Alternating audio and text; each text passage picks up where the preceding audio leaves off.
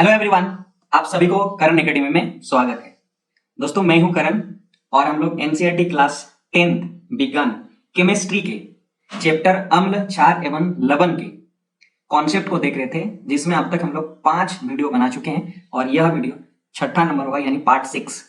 Topic wise हम लोग देख रहे हैं बहुत ही बेहतरीन तरीके से और एक एक चीज को एकदम बारीकी से नजर रख रहे हैं, सभी पॉइंट्स को, और एग्जाम से रिलेटेड उपयोगी पॉइंट्स को भी हम लोग साथ में लेते चल रहे हैं। और इस वीडियो में भी हम लोग देखेंगे जैसे इससे रिलेटेड क्या क्या प्रश्न बन सकते हैं, वो भी मैंने वीडियो में आपको बताएंगे और उसके आंसर भी बताएंगे कैसे हुआ और कभी आप भूलोगे भी नहीं। तो इस चैप्टर में हम देखते हैं क्या कि सभी अम्ल एवं क्षार में क्या समानताएं पाई जाती हैं। बहुत इंपॉर्टेंट टॉपिक है दोस्त, ये आपको लग रहा ना कि सभी अम्ल एवं क्षार में क्या समानताएं पाती हैं। वीडियो देखने के बाद आपको अंत में पता चल जाएगा क्या क्या क्वेश्चन से बन सकते हैं और आपको देखने को मिलेगा क्वेश्चन में, ठीक है। और इसका वीडियो देखने के बाद आप आसानी से क्वेश्चनों को हल कर सकते हैं। तो चलिए हम वीडियो को शुरू करते हैं। देखिए, हम लोग जो पढ़े हैं अभी तक कि अम्ल और क्षार के गुण, हमने पाया है कि सभी अम्लों में क्या समान गुणधर्म होते हैं।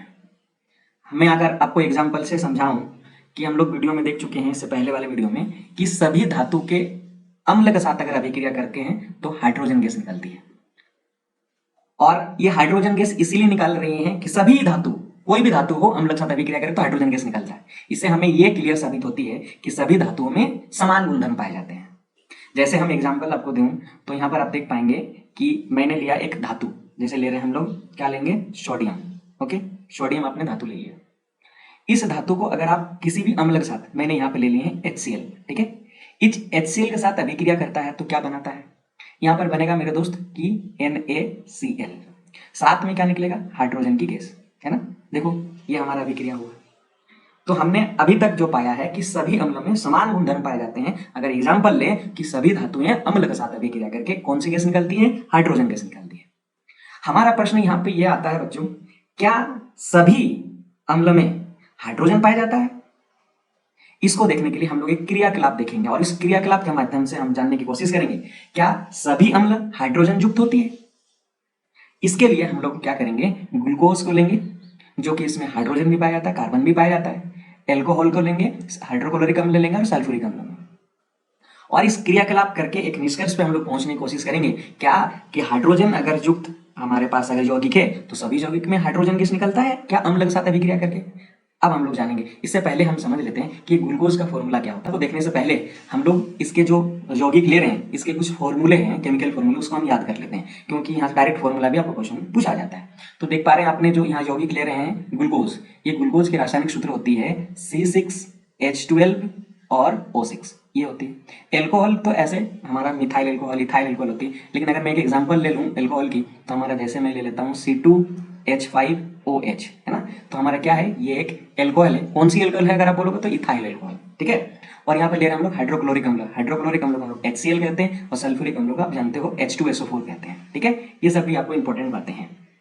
क्रियाकलाप में हम लोग जो ले रहे हैं यहाँ पे, ये ग्लूकोज और एल्कोहल, हाइड्रोक्लोरिक अम्ल, सल्फ्यूरिक अम्ल, इनमें से हम एक हाइड्रोक्लोरिक अम्ल से आपको क्रियाकलाप कराते हैं और उस क्रियाकलाप से माध्यम समझते हैं बाकी समय भी कैसा होगा।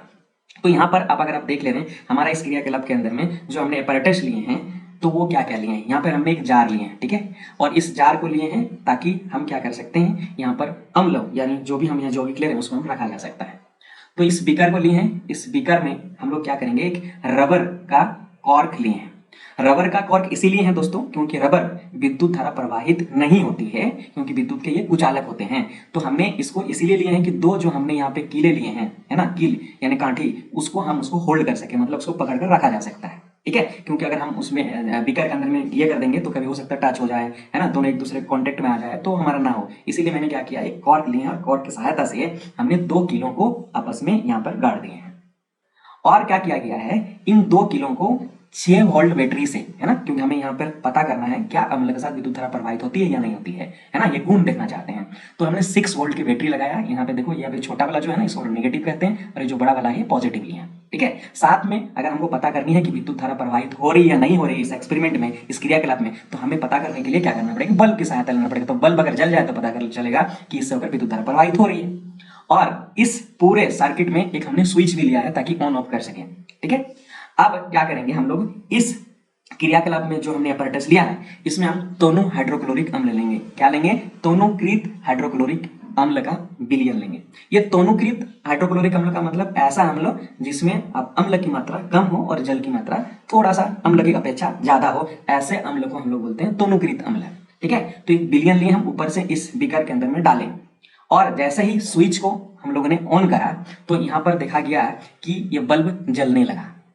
और इस बल्ब जलने से हमें यह साबित होता है कि ये जो हमने लिया है हाइड्रोक्लोरिक अम्ल, इससे होकर विद्युत धारा प्रवाहित हो रही है।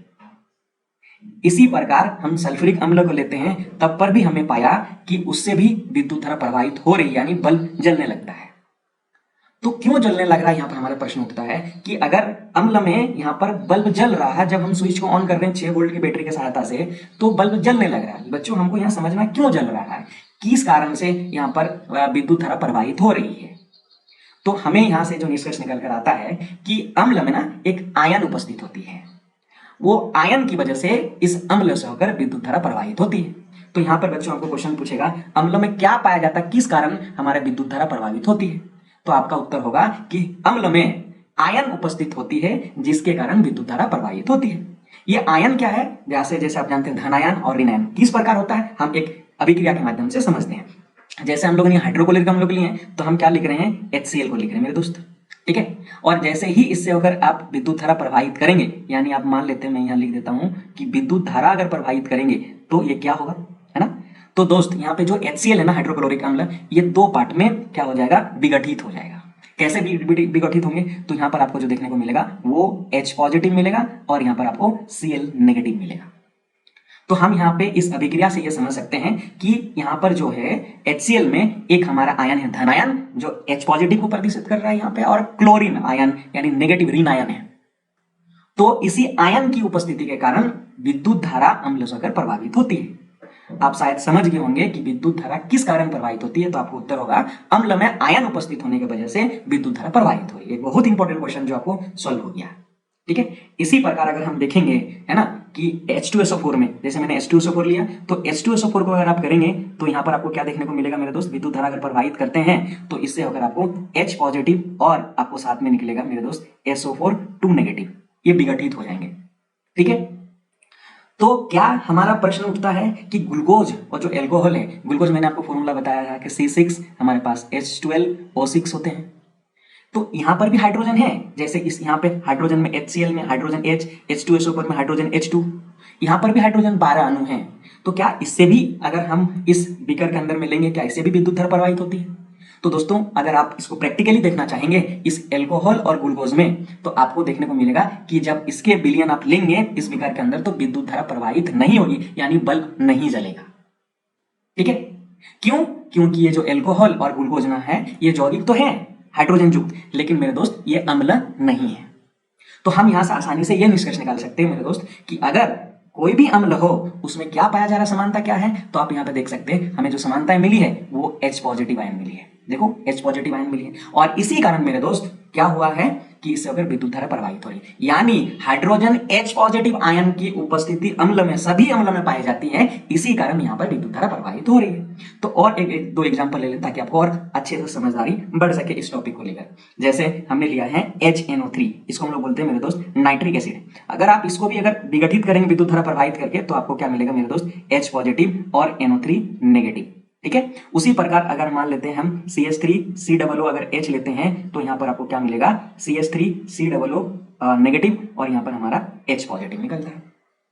तो हम यहां से इंपॉर्टेंट नोट ये कर सकते हैं कि अम्ल में आयन पाए जाती हैं, और इस आयन के कारण ही विद्युत धारा प्रभावित होती है। और हमें यह भी 2 पॉइंट मिला, दूसरा पॉइंट ये मिला कि सभी अम्ल में समानताएं ये है कि हाइड्रोजन पाई जा रही है, हाइड्रोजन का आयन पाए जाते हैं सभी आयन में, सभी प्रकार के अम्ल में हाइड्रोजन आयन पाई जाती है। आशा करते हैं आप समझे होंगे। ठीक है, तो मेरा प्रश्न यहां पर और उठता है इस टॉपिक को लेकर, क्या क्षार में क्या समानताएं होती हैं? तो अगर हम क्षार को लेते हैं तो देखते हैं, क्षार जैसे हम लोग लिए सोडियम हाइड्रोक्साइड, क्या लेंगे? NaOH। ठीक है, इसको हम लोग बोलते हैं सोडियम हाइड्रोक्साइड। दोस्तों, अगर आप इसको विद्युत धारा प्रवाहित करेंगे, यानी NaOH के अगर विलयन इसमें लेंगे, इसी अपैरेटस जो हमने यहाँ पे क्रियाकलाप लिया है, तो यहाँ पर आपको देखने को मिलेगा क्या कि Na पॉजिटिव और OH नेगेटिव। ठीक है, तो अगर और एक ले लेते हैं हम लोग कि कैल्शियम हाइड्रोक्साइड। ठीक है, कैल्शियम हाइड्रोक्साइड, तो यहां पर मेरे दोस्त आपको मिलेगा कि कैल्शियम 2 पॉजिटिव और यहां पर OH आयन में विभक्त हो रही है ना। तो हमने यहां पर देख रहे हैं कि NaOH और CaOH जो है ये एक क्षार है, और इस क्षार में क्या समानता मिला हमें, तो हमें यहां देखने को मिलेगा कि OH आयन पाई जाती है क्षार में। देखो इसमें भी OH आयन पाई जा रही है।